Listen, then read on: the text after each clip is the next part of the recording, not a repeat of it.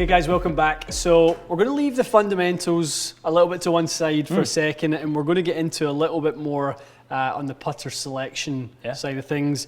I still think this is something you guys have a really hard time with. Yeah. We're just starting the new season. Some of you have started if you're in kind of warmer climates, but people will be looking at new models. They'll be trying to decide the old, dilemma. Is it a blade? Is it a mallet? Absolutely. And how to navigate that. What do you see? What do you kind of, seeing the decisions that your players make? Are they all fitted, or some of them choosing putters themselves? I think it's like 50-50. I think there's some people that are actually getting fitted, and there's some people that just pick something off the rack and they grab it and they gravitate it. Yeah. Often it doesn't last that long, But I would say a lot of people are definitely going to something a little bit bigger now. Higher MOI, so easier to manage, less variance in distance. Distance is the hardest skill in putting, really. So if they can control the distance better, then they're able to score better. Yeah. Less three putts, and also that ball falls into the hole at those makeable ranges. Yeah. Makes a lot of Does make sense. sense. We're dealing with two putters here, so we've obviously got the new collection for Scotty. We've got a classic Newport blade, Newport 2. We're in this new kind of Phantom X range.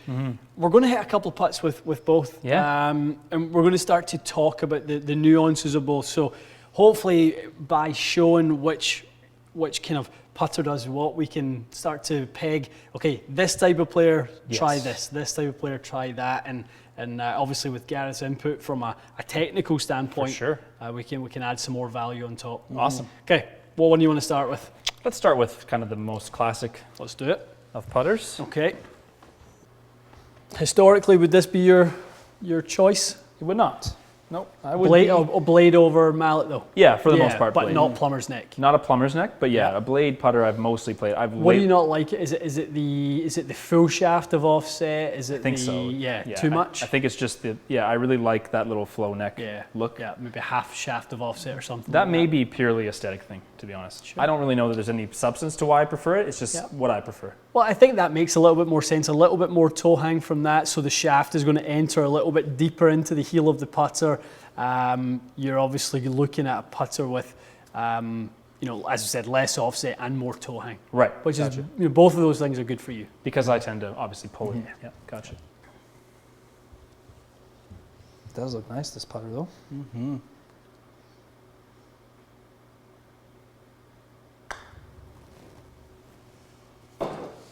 Very good. I think that's probably the putter that most people aspire to use. Yeah. Tiger Woods putter, right? Yeah, that's it. It's got that classic look to it, It hasn't really changed much in years. No. That's it. That was a great putt. Was it good, yeah? Really, really good putt. Nice. Sold on a one and done. I like those fits. That's easy.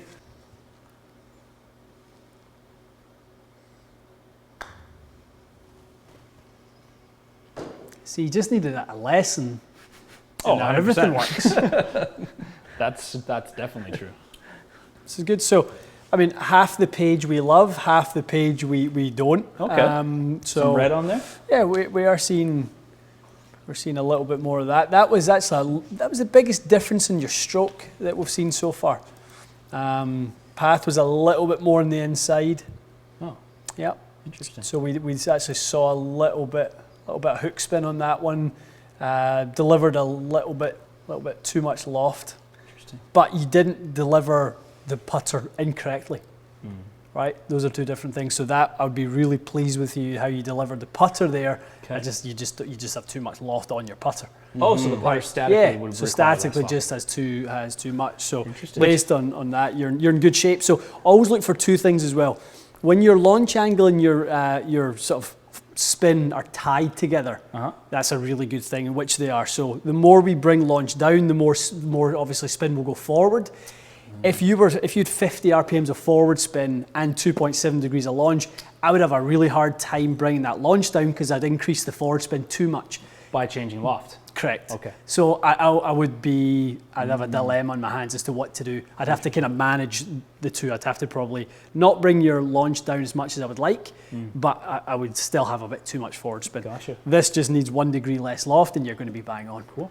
Well, let's take a degree off and then Sure, see if we see something in that, and then we'll try the Phantom, because one thing we're going to see some really interesting stuff. I think if that's what you're doing with the Newport, the Phantom's going to be really interesting. Okay, let's see. So we had 4 degrees, now we have 3 degrees. We'll just hit it. We'll, We had 4 degrees. we had that exactly. Do what you're told. Sometimes it doesn't always correlate as a 1-to-1. Gotcha.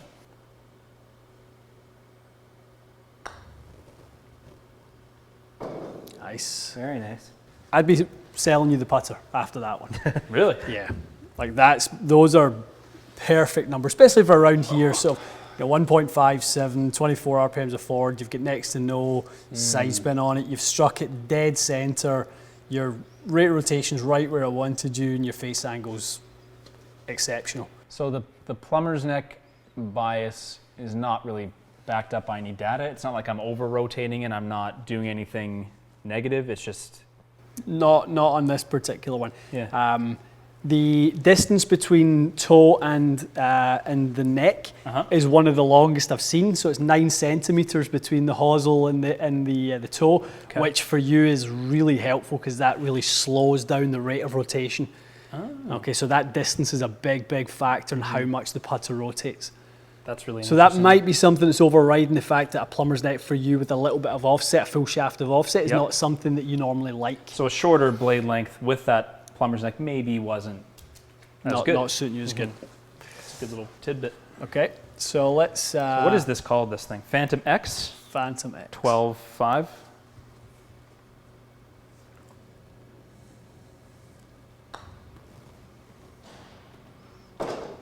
Doesn't matter. It's just the man's a machine. Doesn't matter.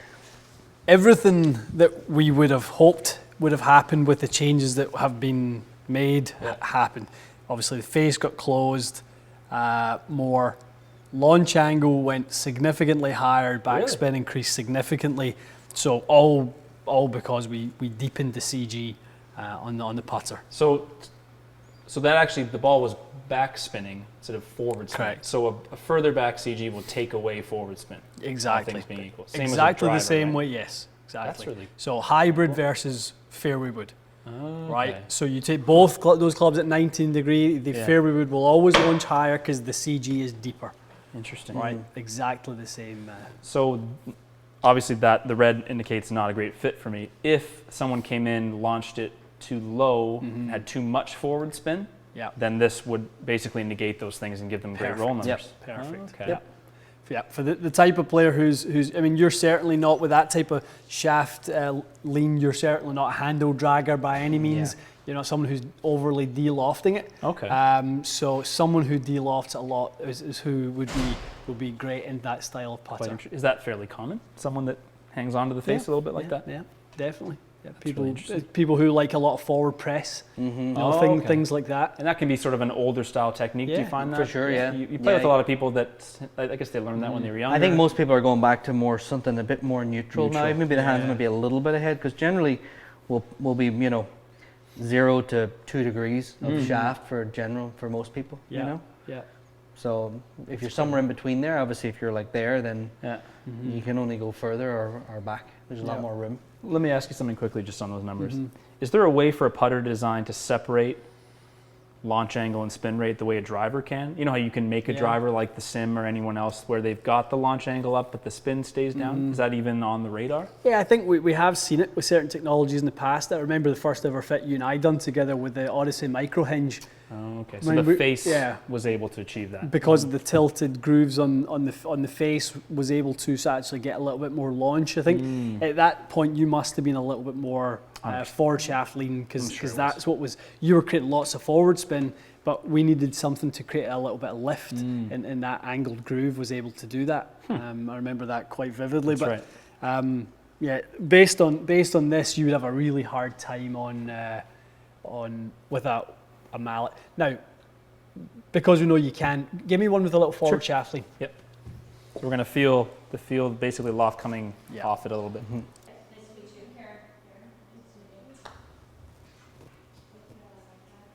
So 0.5 degree, 31. That is really interesting. So someone who leans the shaft.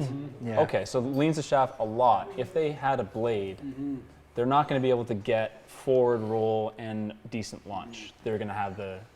Well, if they did, they would have to significantly increase the angle of attack to create some lift from the upward To hit motion up of the on it. putter. Yeah. Which is unlikely for most people that they're going to hit up on their putters, technique-wise. Yeah, they definitely hit down. Okay.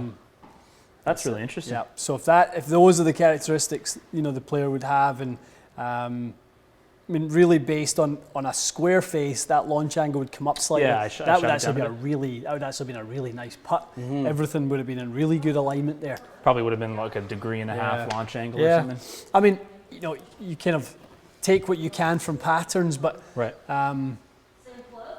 what's been really interesting since this session, every putt you've hit has been absolutely flush dead in the middle of the strike so point. whether that's kind of set up where you're in a better spot with it now or something I think like it that. definitely has helped me quite a bit. You haven't missed a putt yet. Usually we get some readings that are interesting for the putter, but then I'll toe them a bit and we'll have to redo it. But I think that setup change, bringing me closer to the ball, has just helped me get the face a bit more. We talked earlier about what face balance does, which is should get closed, and we've hit 2 putts with a face balance putter, and it's getting quite a long way closed. So, based on what we obviously know about what that does, we kind of need to just make sure that that's matching up with how you align it. Yeah. If that's what the putter needs to do more of, go to a face balance putter. It's really cool though. The person who has all those characteristics maybe pushes their putts. This is going to help them not push their putts. Yeah, it's plus great. launch and roll it properly. And that's really cool. Very, very cool. Great. Excellent. So, I mean, hopefully we've covered, I know we've done videos kind of somewhat similar to this in the past with blades and mallets, but again, we're starting to look at the type of player who would gravitate towards this, who would putt well with this, who would putt well with this style. That's the most clear illustration. I know we've done this before, but that to me, that numbers-wise, looked the most clear of the tests we've done. Yeah. Well, especially when you take 2 putters effectively at the same loft and you see 2 dramatically different results, and understand that you can't trust loft or any static number as the gospel for what's going to provide a result. All these things in motion do different things based on the center of gravity. Very cool. Okay. Awesome stuff. Excellent. Yeah. All right, guys. I hope you've enjoyed this as much as we have. We've been wanting to do a short game specific week, and it's been a lot of fun doing that. So I think in the summertime, we're really looking forward to getting down with Gareth and doing some outdoor stuff. It's going to be really good. And we can get into the bunkers, which I know a lot of people ask me about all the time. So fantastic. Okay, stay tuned for that, guys. We'll see you again soon.